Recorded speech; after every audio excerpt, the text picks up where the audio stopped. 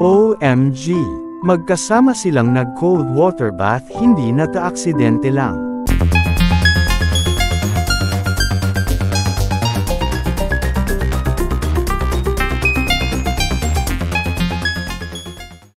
OMG!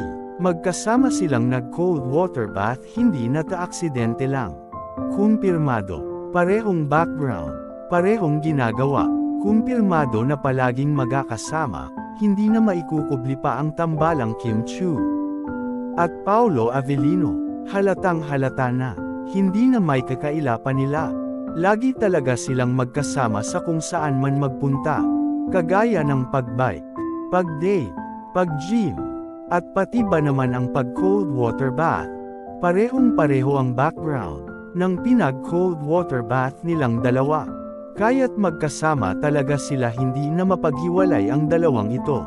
Road to forever na. Talaga, pati mga netizen ay nagulat nang makita nilang ipinost ni Kim sa kanyang Instagram ang video niya habang nasa area ng cold water bath, na parehing pareho sa pinag-cold water bath ni Paolo Avellino. Pinagdududahan ng mga netizen na maaring magkasama ulit sila ginawa ang activity na ito. Dahil nung una ay si Paolo ang nakita nila nung nakaraan ng video niya habang nasa cold water bath ito. Patuloy lang manood sa aking channel para updated kayo sa mga kaganapan sa tambalang Kim Chiu at Paolo Avellino.